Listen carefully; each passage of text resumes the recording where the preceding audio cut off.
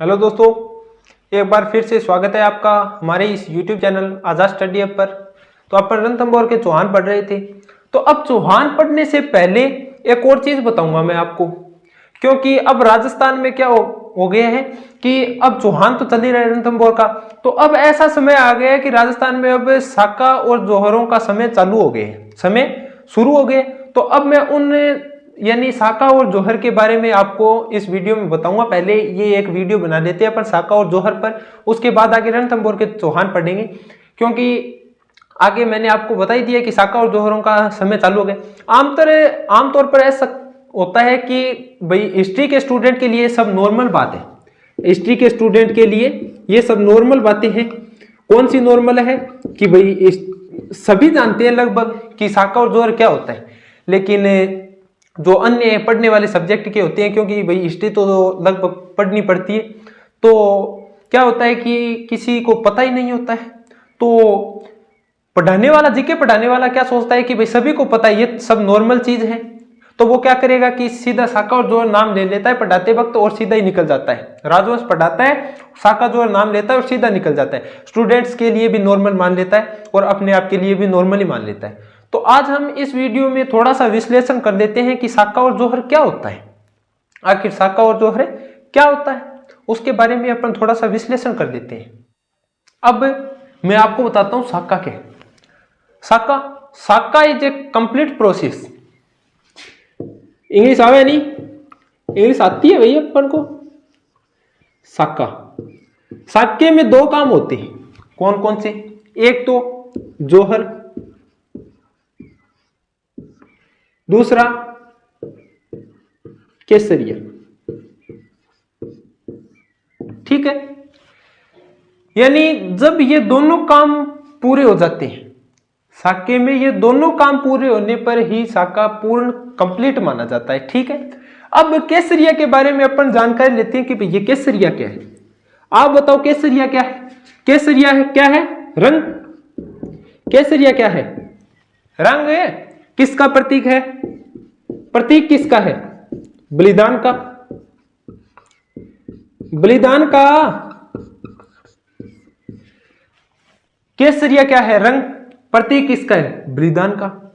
यानी राजपूत राजवंश में क्या होता है कि जब कोई भी व्यक्ति राजपूत युद्ध लड़ने के लिए जाता है तो वो पुराना साफा उतारकर केसरिया साफा धारण करता है। और केसरिया का मतलब, केसरिया साफा धारण करने का मतलब है कि अब सर पर भवानी सवार हो गई है, या तो मरेंगे या मारेंगे।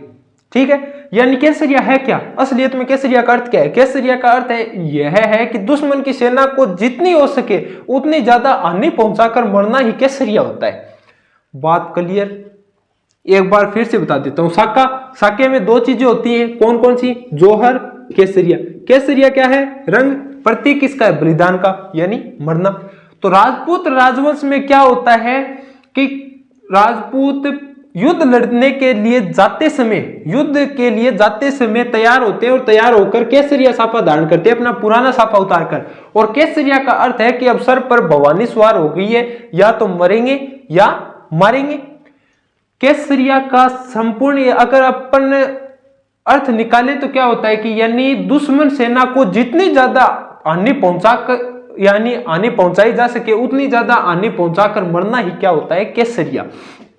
ठीक, यानी राजपूत राजवंश का क्या है कि या तो मरेंगे या मारेंगे, इन दोनों में से एक काम जरूर होगा, या तो मरेंगे या मारेंगे। अब जौहर का अर्थ बताता हूं। जौहर क्या है? जैसे जौहर और जैसे जलना, आप इस तरीके से याद रख लेना। जैसे जौहर, जैसे जलना। जलने का काम कौन करेगी? औरत। भाई देखो कौन की? जी हाँ, एक महिला है, वह आपके आदमी दूसरी लुगाई सा बात करता देखे, जगेगी का वो तो के बात करे, कौन जगेगी? तो भाई बात है। तो जैसे जौहर जैसे जलना, जलने का काम कौन करती है? औरत। औरतें जौहर करेंगी। ठीक है, अब हमारे दिमाग में एक बात सेट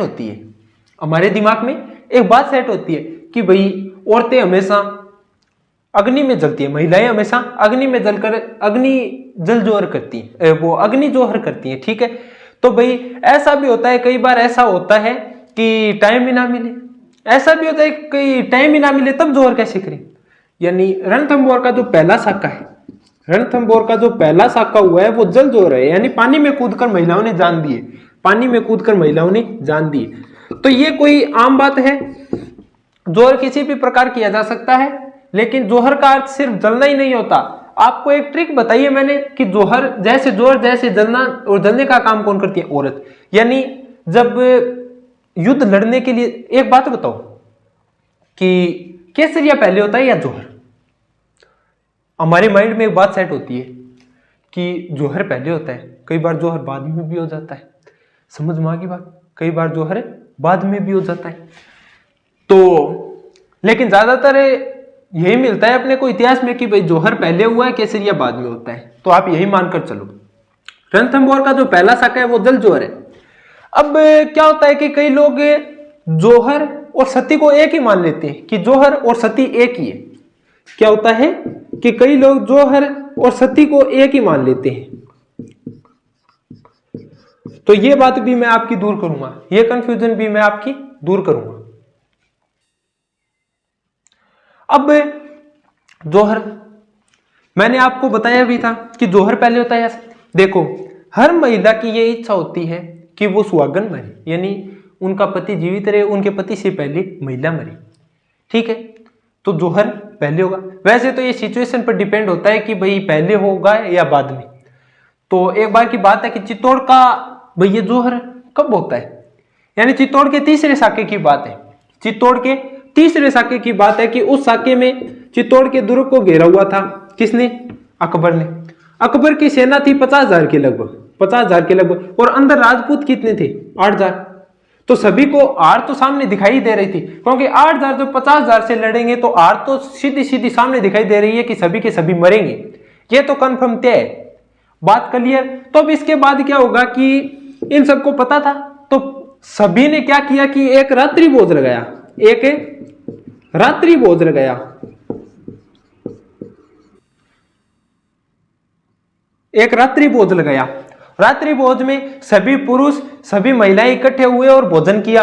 महिलाओं ने 16 श्रृंगार किया, पूरी श्रृंगार की, यानी पहले दिन जब शादी के दिन महिलाएं श्रृंगारती है उसी प्रकार श्रृंगार हुआ, 16 श्रृंगार हुआ।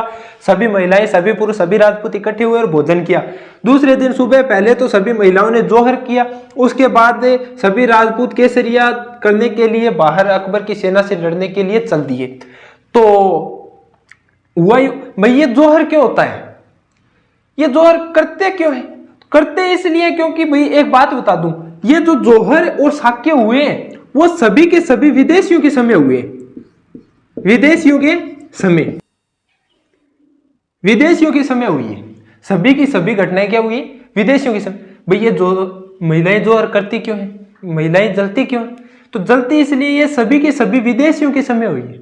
यानी विदेशी लोग क्या करते हैं कि आक्रमण करते। विदेशी दो ही कामों के लिए आए, वरना कभी ऐसा नहीं हुआ। हिस्ट्री में आप देख लेना, हिस्ट्री उठाकर देख लेना, सब पूरी हिस्ट्री पढ़ लेना, कभी नहीं हुआ कि हिंदुओं की वजह से किसी हिंदू नारी को जलना पड़ा।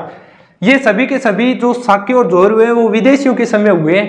तो विदेशियों के दो काम थे, या तो धन लूटना या औरत को चकना, यानी औरत को अपने साथ ले जाना और धन दौलतें लेने के लिए आते थे। धन दौलत या औरत, ये दो ही काम थी विदेशियों की। ठीक है, तो क्या होता कि युद्ध लड़ा जाता, उसके बाद अगर व्यक्ति तो मार देते, अगर कोई दुर्ग में किले में महिलाएं मिलती तो उन सबको अपने साथ ले जाया जाता और वहां पर रखेल बनाया जाता था।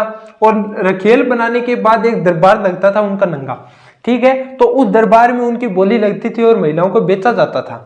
तो इसी बेचने के डर से, यानी राजपूत महिलाओं को बेचा, राजपूत क्या कोई भी महिलाएं मिले तो उन सबको बेचा जाता था या फिर रखेल बना दिया जाता था। तो भाई ये तो एक प्रकार से स्वाभिमान के लिए हो गया, औरत के स्वाभिमान के लिए हो गया। तो भाई ये तो सही है, ये तो एक प्रकार से सही है औरत के बचने के लिए।